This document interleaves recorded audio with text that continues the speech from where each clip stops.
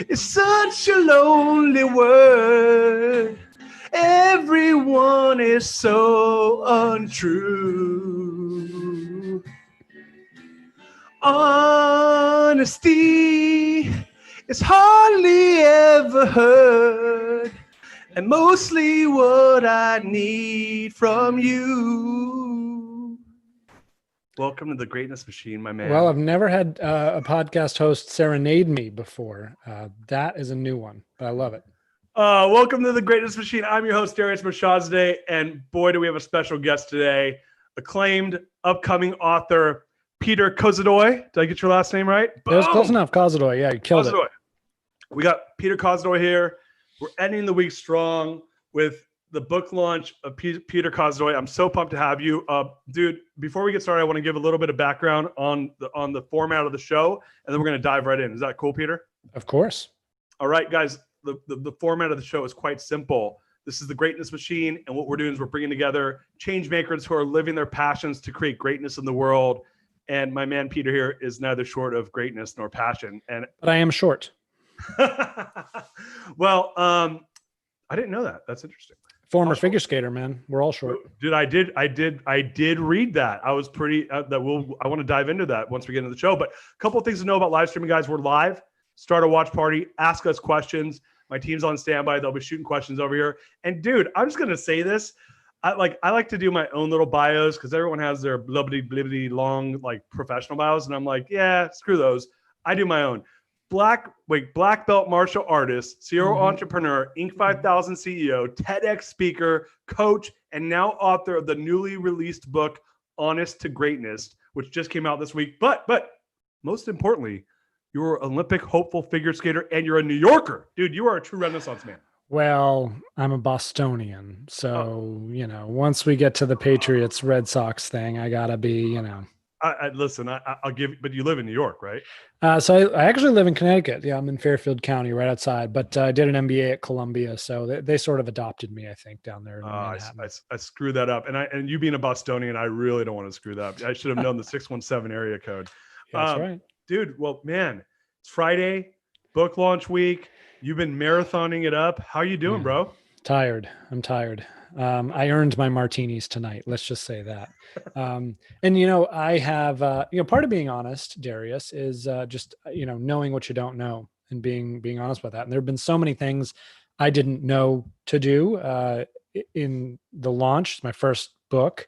And, you now are about to be an author. So, with books, the first one's pretty important, right? Nobody wants to invest in the first flopped author. But we're at number one new release on Amazon in 2 categories, which is phenomenal. But my point is there have been so many things that folks have told me about, and I'm integrating them as I'm rolling.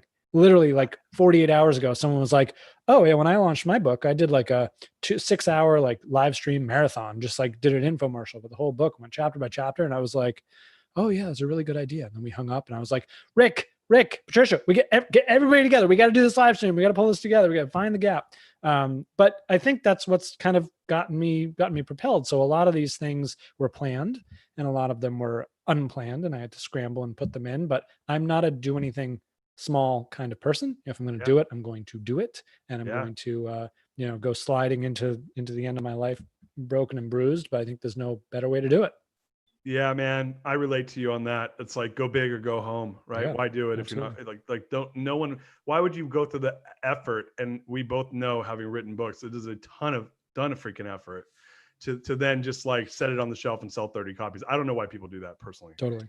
I actually do know why they do it because the writing the book is easier than the putting the book out. Dude, putting the book out to try to make it successful, I think, is a crazy amount of work. I was so glad to be done with the writing. I was like, oh, that's over. Now we're on to the easy part. Boy, was I wrong.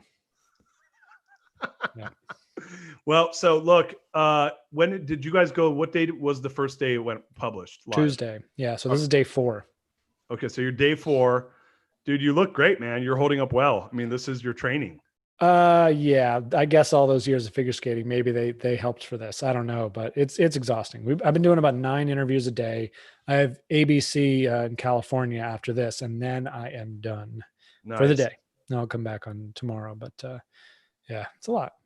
Well, you sound great, man, and I'm so pumped. But let's talk about the book. So Honest to Greatness. How was this baby born? Tell me about your book. With great pain, with great labor pains.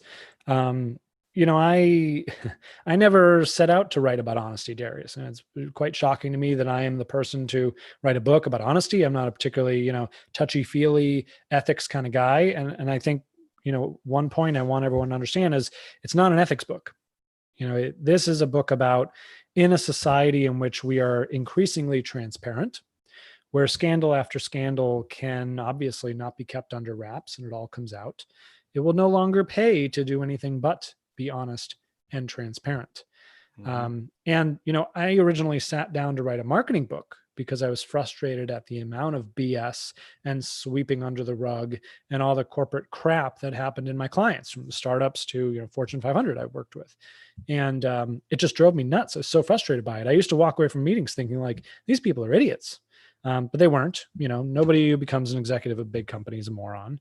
That was me, being stupid. But what I ended up deciding through, really diving into this and researching and trying to figure out why, is that many leaders, I use that term lovingly and lightly, grow to be dishonest. Dishonest about what's going on in the world and what's changing, what's going on with their customers and suppliers and vendors and own family and friends. And people fail to get honest with themselves, with their own biases and ego and self-limiting beliefs, and how damaging those can be when you exert them through an organization. And so I sort of accidentally became an author and a speaker on honesty. I submitted a marketing book to my agent, and after looking at it, he was like, "Oh yeah, this is great. By the way, this isn't a book about marketing; it's a book about honesty." And I was like, "Well, clearly you can't read because it doesn't say anything about that on the cover. It just literally says marketing." But he was right. That was in my own blind spot. And I said, wow, he's right. This is much bigger than just how do we communicate as an organization. It's what do we believe? What kind of environment are we creating for ourselves? What really works in sales and marketing and finance and management in a world where everyone's calling BS on everything? We don't know who to trust. So it became a lot bigger of a movement than I even intended it.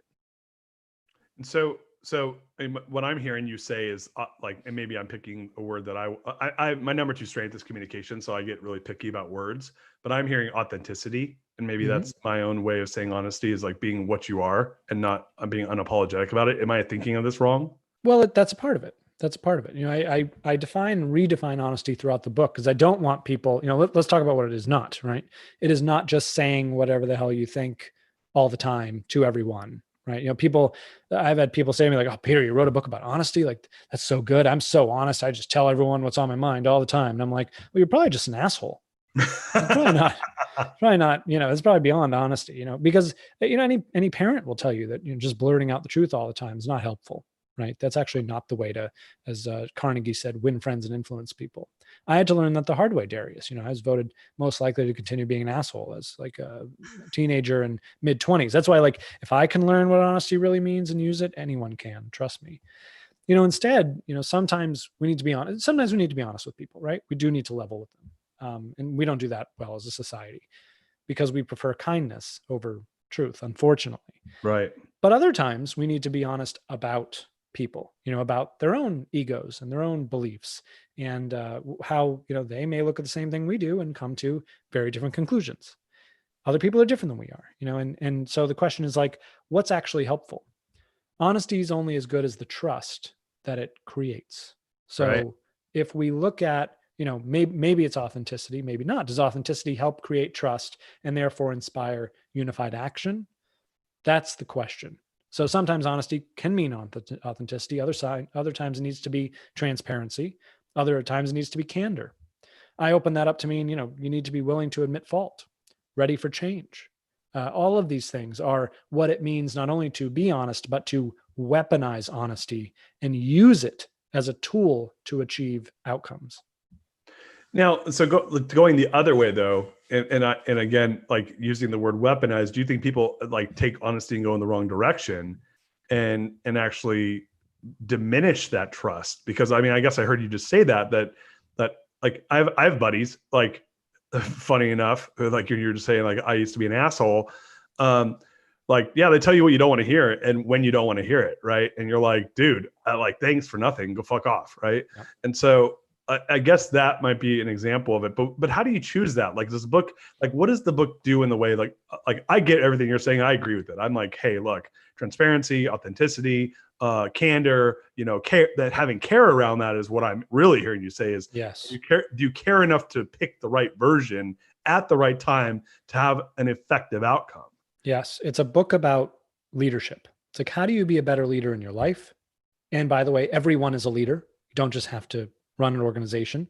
Right. And the way to do it is to be aware of the root cause of what drives our behaviors and beliefs and habits. And that is honesty. It's how honest are we about what's in our blind spots, about the things that drive our behavior that we don't even understand. Because you're a business guy, right? We both own businesses. 99% of business problems, especially for entrepreneurs, are personal problems in disguise. For sure. We bring that shit with us and push it into our organizations. And middle managers do this in corporations and frontline employees and certainly CEOs. We all do this. Unless we're willing to get aware of our own BS, aware of our own lies, right? The locked up psychology that we all just are caged in, unless we can be aware, be honest about it. And then to your point, be diligent about how we choose to deploy it. We will always be stuck. We'll never be able to rise to become the empowered leaders of our businesses and lives that we know we can be and that we deserve to be. So no, I love that so much. And so my question for you is, I mean, this is some big stuff. And so two questions. Number one is, like, how do you accidentally, I mean, obviously you're working with all these clients and hearing their bullshit and you're like, this is ridiculous. And okay, that's one thing, right? That's something where it's like maybe more annoying than anything else.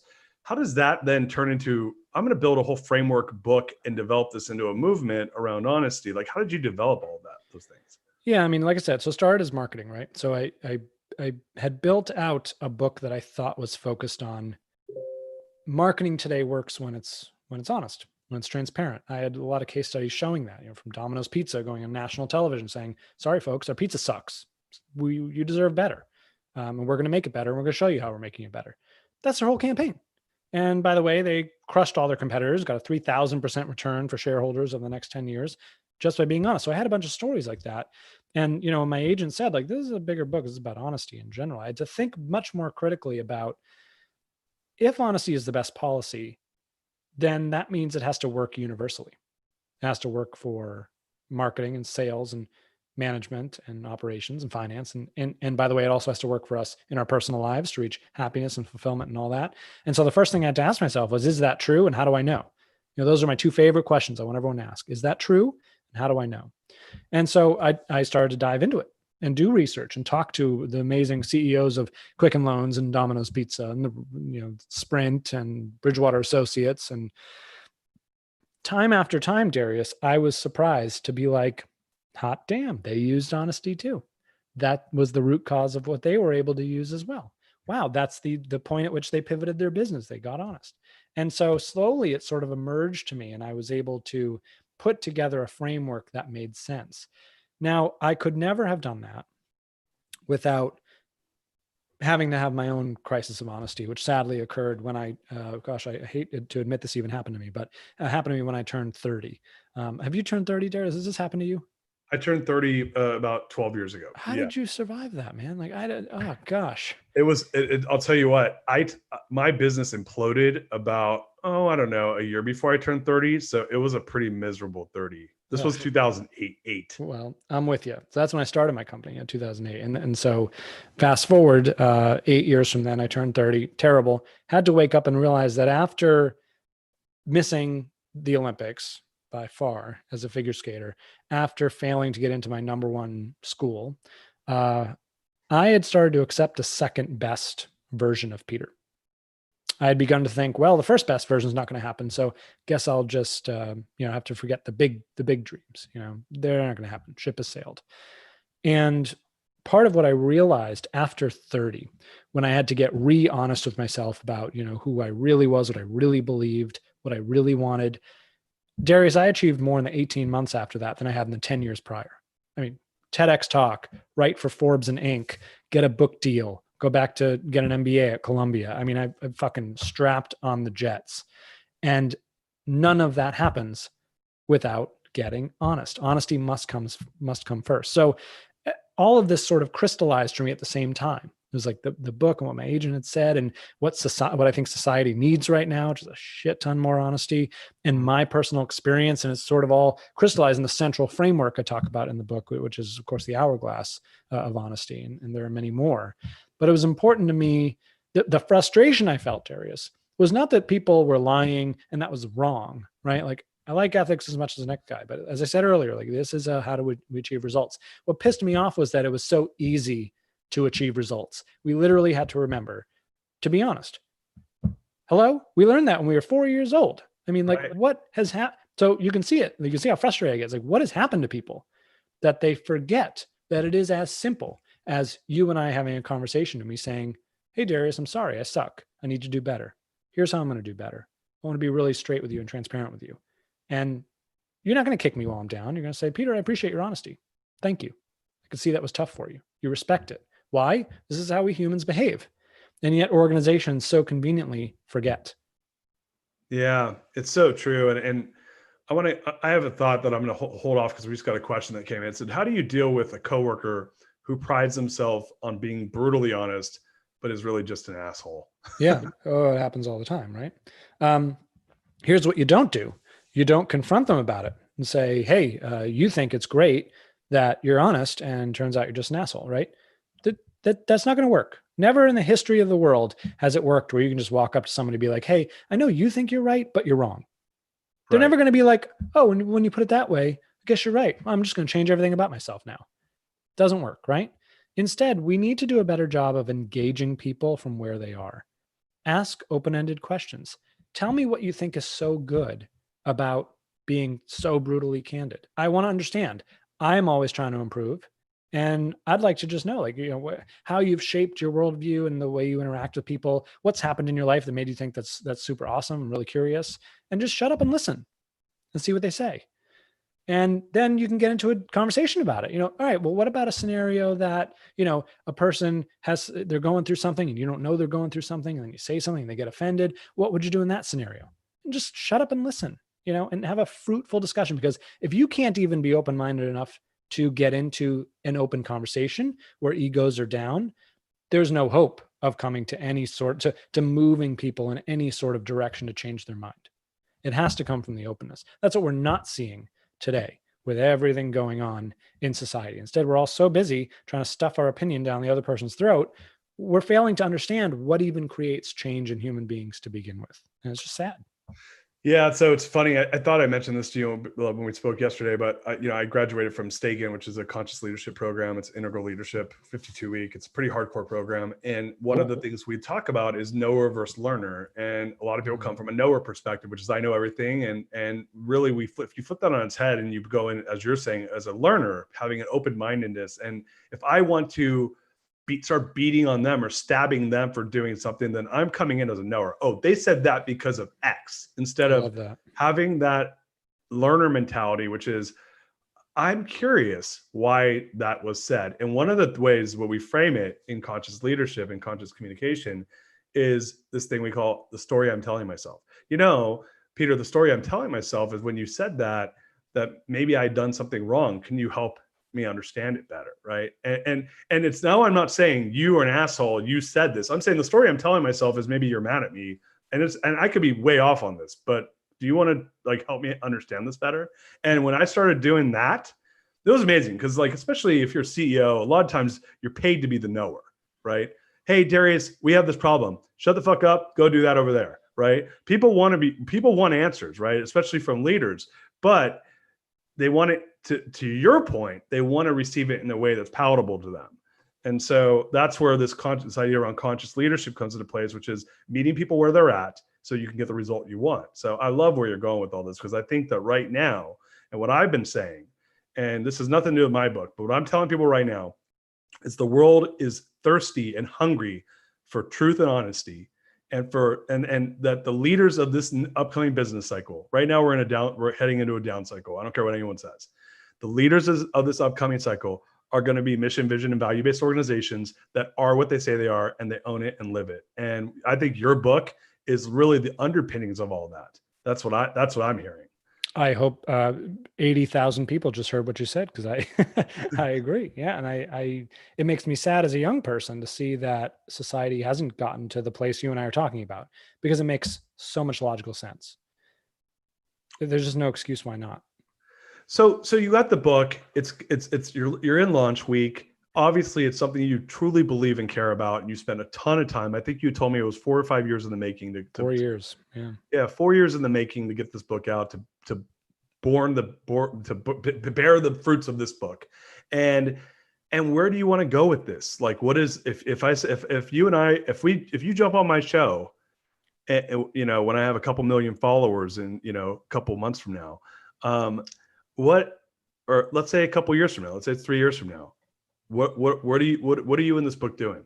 I want people to be talking about it. I want in every meeting, I don't care who it is, meetings with clients, meetings with colleagues, I want them to just look around and ask, like, one of us is full of shit.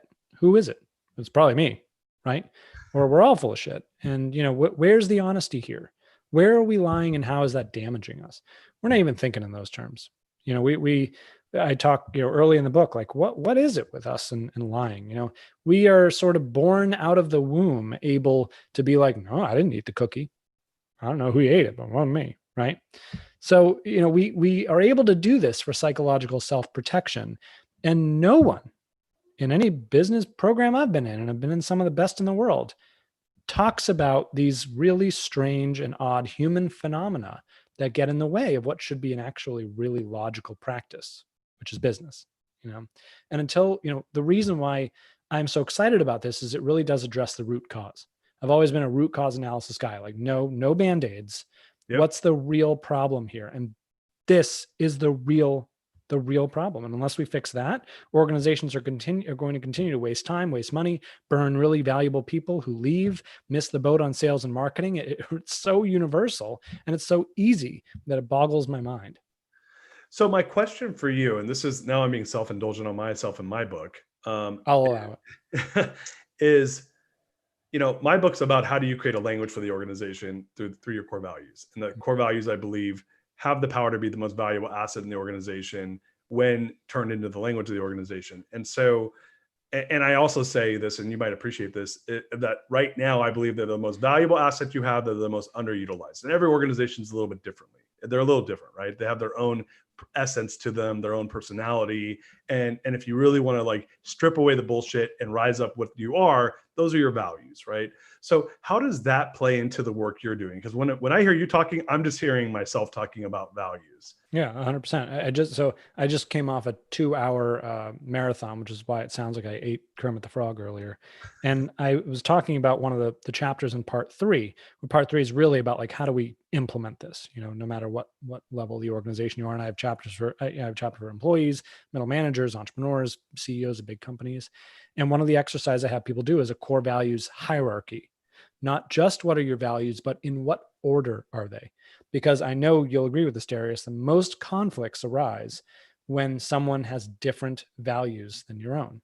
Mm-hmm. And we just sit there and wonder, like, how can they possibly think that? How can they possibly feel? This doesn't make any sense. No, it doesn't make any sense to you, right? To what you believe. But people are different, and they believe different things. My dog believes in the power of dinner. He just loves that dinner. It's the most important thing he looks forward to all day. I have a little other priorities, right? So, not only the values, but the hierarchy. And here's why that's important. In my values hierarchy, the order in which I prioritize my values, service is higher than honesty.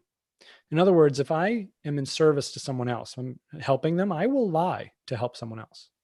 Now, someone may also have service and honesty, but they're flipped. And so they would never lie to help someone else. That would violate what they believe is right. So it's not only important to know that we share values or don't, but in what order are they? Because all of those really matter. And what's interesting, Darius, is once I looked at and understood my values hierarchy, I started asking myself a very important question, which is, what's in this person's hierarchy? As I'm listening to them talk, or I'm watching them engage, I bet they value this. I bet they value that. I bet they value this. And I bet that's why we've come into conflict. Because I don't value that. Very interesting. I wish more people would be thoughtful about that. Well, it's so interesting. My brain just exploded a little bit, because what I always tell people is that when you have, when you're out of alignment with your values, because you feel the friction, you feel uncomfortable, and you feel anxious. And so and I was internalizing it. And my book is about the organization figuring out what it is, and then the personal values need to attach in its own way. What I hadn't thought of, and what you just really brought to the table, which is taking my values and someone else's values, and then connecting and seeing where there's friction, and then taking it one step further, which I absolutely love where you went with that, which is to then try to ascertain what is the hierarchy of their values, and having that I guess that consciousness around, and that awareness around the fact that, hey, look, man, I like you. We just met. You seem like a cool guy. We've had some great conversations, but we probably don't have the same values, because most people don't. And what are your values? To your point, is service ahead of honesty? For me, maybe I have neither of those, right? And so when we start rubbing friction against each other, how can we then get honest? So that's the question I want to go to with you is, okay, you and I don't share the same values. We're coworkers together. We're rubbing up against each other, and I'm like, dude, we're not seeing eye to eye here. But there's been some sort of framework around finding common ground so that we can make headway together. How do you approach that in your book and in your ideology? Honesty works universally. We need to ask ourselves, like, what's honesty? Like, let's zoom out. Let's zoom out to the level of like our little community in our bubble, right? You and I are colleagues in this example. Are we really trying to achieve two different objectives here? Are we not actually trying to achieve the same goal? So often we forget even that. We get locked up in our own, like, I hate her and she hates me, and it's all this interpersonal stuff. It's like, rise above, like, we're actually trying to achieve the same thing. Erase the doubt that that's possible. It's not, so often we're like, that person's trying to screw me and I can't even do my job because they're trying to really? No, they don't. No, they're trying to survive, and they're trying to provide for their family, and they're trying to do their job just like everyone else, right? So let's get honest about, what the situation is, the setup. And what's weird, Darius, is that if I took a person with that sort of conflict and brought them over to an entirely other culture with two people they didn't know, and was like, gosh, this is such a weird conflict, huh? What would you do here? They'd be like, oh, they need to realize that they're on the same team, and they get so obvious, right? But never when it's yourself. So, after that, we need to get honest about the folks around us. What are they thinking and feeling? Why are they acting the way they're acting? What do they value? And how is that different from what I value? And then we need to employ a technique I talk about, which is not just being honest, but pointing to the honesty. Saying, hey, I'd like to sit down with you and have a conversation, because I want to be really honest about what I'm seeing and feeling. I'm wondering if you would be open enough for me to share all that with you, because I hope we can come to some common ground and solve it, right? No complete dickhead. You'd have to be pretty bad to be like, no, I don't want to solve anything with you. You suck. Like most people, some will, but most people are going to be like, okay, yeah, no, all right. And it's one thing to then be honest with the person, right? I feel like we're in friction. I feel like maybe our values are misaligned. I feel like sometimes you're trying to throw out my job, whatever. We need to be one step removed from that. Hey, I'm going to be really honest with you, and I trust you with it. I think if we're honest with each other, we can solve this.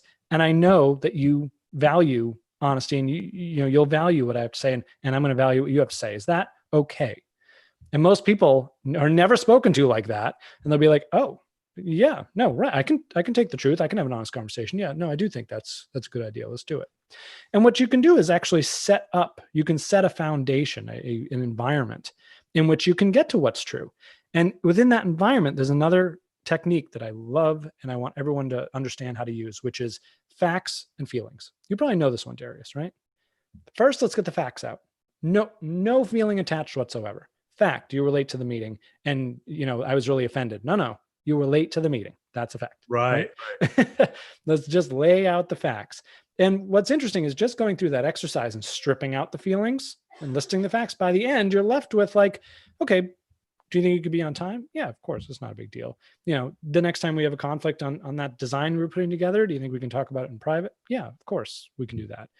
Well, all the feelings are separate, and once everyone sees them in a list, nobody wants to be the one who wrote down, I felt whatever. But it's like, oh crap, was that me? Yeah, I don't really want to be that. Right. It puts a much more logical analysis on our, very reptilian brain reactions to things, which, by the way, is not, in my estimation, an honest way, to go about having relationships and trying to meet goals. Because we need to remember the pursuit of a goal in and of itself, whether that's, in a work environment, whatever it is, right? Happier marriage, doesn't matter, is a logical exercise. There's a goal, there are steps to get there. Those steps make perfect sense. And anyone with half a brain knows if you just simply execute the steps, you'll reach the goal. The only thing that gets in the way is our own bullshit, right? Our own dishonesty and our own self-limiting beliefs and ego that leads us astray. That's why we need to come back to honesty about those things, about the existence of them, and then put up guardrails so that we can't go astray. And if we simplify it in that way and use some of the techniques, those and others I talk about in the book, we can get there. So we had another question come in. I think you answered it earlier, but we'll just go there quickly again. Is there such a thing as too much honesty? Yeah, of course. One of the CEOs in the book says, if you're flying in an airplane and the pilots come over the intercom and they say, well, folks, we've never seen storm clouds like that before, so please put your seatbelts on. Not quite sure if we're going to get to the ground this time. Is it honest? Yeah, but is it helpful? No. Honesty is only as good as the trust it creates. If we see this all the time. Turn on your favorite Disney movie. It's like sometimes we got to lie to protect people. The question is, would they be upset if they found out? Or would they agree with you that you had their best interest at heart? And that's a theme we see in turn on any television show or movie. You can imagine the moment where the person finds out that they've been lied to and they're upset because it wasn't a big deal, but now it's a big deal. How many times do we have to watch that storyline? And so you got to play it forward. Like if they were to find out and you were caught in a lie, what would they think? Would they get it? You're like, yeah, I would have lied to me too. And sometimes that's the case, right? So how often, I've said it, Darius, I don't know about you, like, I don't even want to know. Don't tell me. Yeah. No. Sometimes that's okay, Totally. But sometimes it's not. Yeah. It's like I had a situation a couple of years ago as CEO of my company where there was no good answer, right? I was damned if I did, damned if I didn't. And there was no better honest answer. And it was really like, what's going to be in everyone's best interest, because too much honesty would have really not been in the best interest, but not enough was also just felt, I don't know, didn't feel great either. Right. So sometimes you have to take the less painful road because it is in the greater good of whoever you're interacting with or the organization. Knowing that if I tell you what if I tell you what you don't want to have, what you don't want to hear, it is actually worse for you at that moment. It's not to say that you're going to just never say anything, but maybe at that moment the timing is not good. And one of the things that help all leaders, and that I wish had happened in this pandemic, and it did not, sadly, is as long as there's a process to get from where you are to the decision, and that process is transparent, people will understand. Right. They may not agree with the decision you got to. They may not like it, but they'll at least say to themselves, you know what? I can see they tried. They were thoughtful about it. Right. I can see the facts they were looking at. I don't like it, but all right, they were doing the right thing. They were trying to act in our best interest. A for effort. That is a thing, So I think we need to do a better job as leaders of any kind, whether you're parents or whatever. Be transparent about the process. Here's what I was thinking. Here's what I was feeling. Here's what I was looking at. Here's how I made my decision. If you don't like it, fine. Yeah, dude, you're blowing my mind right now. We got another, seriously, man, like this is like, what a great way for me to end my week. We got another question and then we're going to get wrapped up because I know you got your West Coast ABC News. That's awesome. Do you find a question? Do you find a difference between lying to ourselves and trying to be overly optimistic? That's such a great question. I want to answer it by saying something perhaps a little unexpected, which is I am disappointed and sad by the number of people I encounter who want to boil the ocean and change the world. They're like, I just want to help people. I just want to help people. But these are folks who are really broken inside in some way, shape, or form. They don't have the resources emotionally, financially. They don't have the right connections. They don't have the pieces. And what it ends up being is lying to themselves. It's not optimism. It's they have failed to do what is, I think, the number one thing for any leader to do. And by the way, you're all leaders, which is put your oxygen mask on first. Right. Stop worrying about other people and helping save all the children of planet Earth until you deeply understand what you need as an individual. Again, financially, emotionally, spiritually, whatever. That is where I see it manifest, that people think optimism is being hidden in in what's brutally honest with you, straight up lying to yourself. Right.